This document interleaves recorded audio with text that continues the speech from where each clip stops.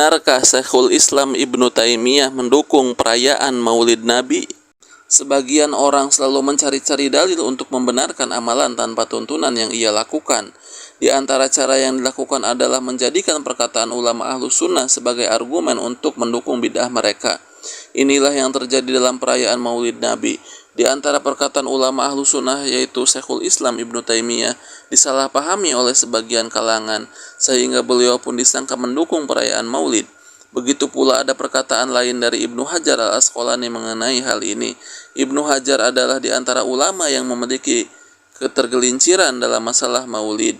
Nantinya kami juga akan membahas subhat atau kerancuan lainnya yang sengaja disuarakan oleh para simpatisan Maulid, seperti pemutarbalikan sejarah Maulid yang disangka dipelopori oleh Salahuddin al-Ayyubi. Semoga Allah memudahkan untuk mengungkapkan apa yang benar dan yang batil. Kerancuan pertama, salah paham dengan perkataan Ibnu Taimiyah. Di salah satu website yang kami telusuri ada perkataan Syekhul Islam sebagai berikut: merayakan Maulid dan menjadikannya sebagai kegiatan rutin dalam setahun sebagaimana yang telah dilakukan oleh sebagian orang akan mendapatkan pahala yang besar sebab tujuannya sangatlah baik dan mengagungkan Rasulullah SAW. Perkataan beliau inilah yang menjadi dasar sebagian kalangan yang menyatakan bahwa Syekhul Islam Ibnu Taimiyah mendukung Maulid. Kalimat selengkapnya terdapat dalam kitab Al-Iqtida' As-Siratil Mustaqim sebagai berikut, yang artinya, adapun mengagungkan Maulid dan menjadikannya acara tahunan, hal ini terkadang dilakukan oleh sebagian orang. Mereka pun bisa mendapatkan pahala yang besar karena tujuan baik dan pengagungan kepada Rasulullah SAW.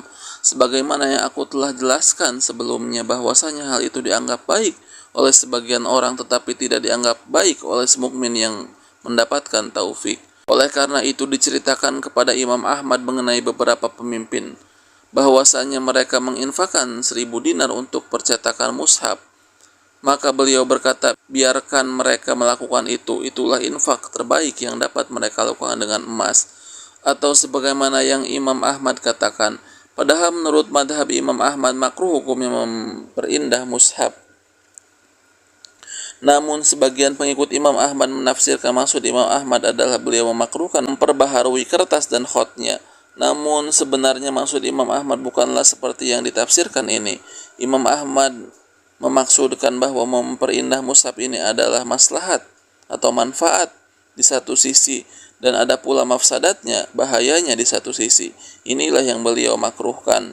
Namun perlu diketahui bahwa jika mereka para umara tidak melakukan hal ini, yaitu memperindah mushaf, tentu mereka akan melakukan hal-hal lain yang tidak berfaidah. Misalnya para umara tersebut malah menyalurkan infak mereka untuk mencetak buku-buku tidak bermoral, buku cerita yang hanya menghabiskan waktu, buku syair yang sia-sia belaka, dan buku-buku filsafat dari Persia dan Romawi. Demikian perkataan beliau rahimahullah. Jika seseorang membaca teks di atas secara utuh, insya Allah dia tidak akan memiliki pemahaman yang keliru. Lihat baik-baik perkataan beliau di atas. Mereka pun bisa mendapatkan pahala yang besar karena tujuan baik dan pengagungannya kepada Rasulullah SAW. Sebagaimana yang aku telah jelaskan sebelumnya, bahwasanya hal itu dianggap baik oleh sebagian orang tetapi tidak dianggap baik oleh mukmin yang mendapatkan taufik. Dari perkataan beliau ini menunjukkan bahwa perayaan Maulid tidak dianggap baik oleh orang yang mendapatkan taufik. Jika ada yang menganggap amalan Maulid itu baik, maka dia adalah orang yang keliru. Maka ini menunjukkan bahwa Maulid bukanlah amalan yang baik. Coba kita lihat kembali perkataan Syekhul Islam lainnya dalam kitab yang sama, Iqtida' As-Siratil Mustaqim, agar kita tidak salah dan keliru dengan perkataan beliau di atas. Dalam beberapa lembaran sebelumnya, Syekhul Islam mengatakan yang artinya, begitu pula halnya dengan kebiasaan yang dilakukan oleh sebagian orang. Boleh jadi perbuatan mereka menyerupai tingkah laku Nasrani, sebagaimana Nasrani pun memperingati kelahiran Isa alaihi salam. Boleh jadi maksud mereka adalah mencintai dan mengagungkan Nabi SAW.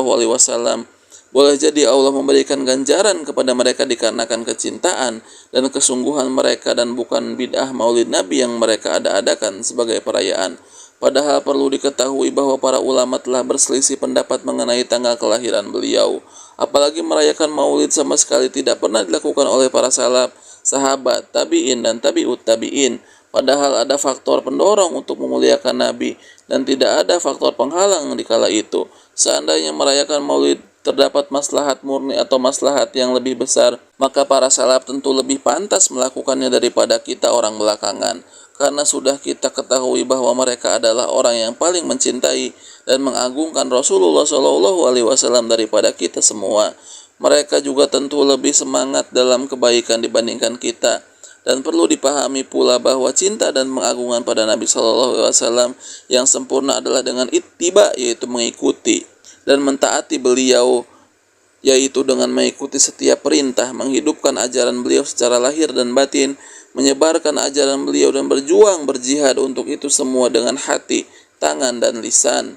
Inilah jalan hidup para generasi utama dari umat ini, yaitu kalangan muhajirin dan ansor dan orang-orang yang mengikuti mereka dengan baik. Kami rasa sudah jelas jika kita memperhatikan penjelasan beliau yang kedua ini. Jelas sekali beliau menyatakan perayaan maulid itu tidak ada salafnya atau pendahulunya. Artinya amalan yang tidak ada tuntunannya, bahkan merayakan maulid sama halnya dengan Natal yang dirayakan oleh Nasrani. Lantas dengan penjelasan beliau ini, apakah masih menuduh beliau rahimahullah mendukung maulid? Mohon jangan menukil perkataan beliau sebagian saja. Cobalah pahami perkataan beliau secara utuh di halaman-halaman lainnya dalam kitab Iqtida. Simak baik-baik perkataan beliau di atas.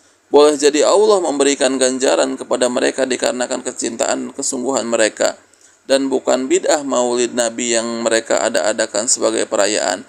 Dari sini beliau menggolongkan maulid sebagai bid'ah karena memang tidak pernah diadakan oleh para salaf terdahulu, sahabat, tabi'in, dan tabi'ut tabi'in. Namun perayaan ini dihidupkan dan diada-adakan oleh dinasti Ubaidiyun atau Fatimiyun. Dan ingat, beliau katakan bahwa mudah-mudahan mereka mendapatkan pahala karena mengagungkan dan mencintai beliau, namun bukan pada acara bid'ah maulid yang mereka ada-adakan. Mohon pahami baik-baik perkataan beliau ini, semoga Allah memberikan kepahaman yang benar.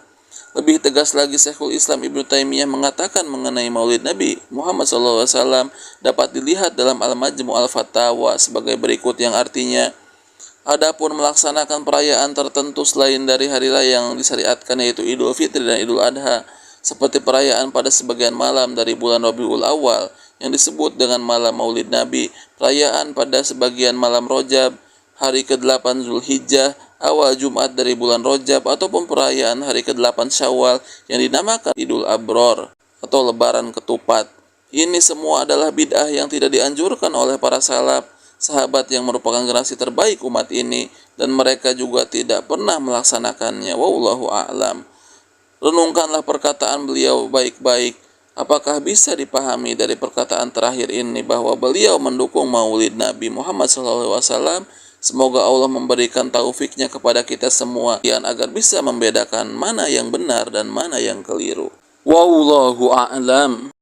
Semoga apa yang telah kita saksikan tadi meneguhkan hati kita untuk terus berjalan di atas manhaj salafus soleh atau manhajnya para sahabat radhiyallahu anhum ajmain.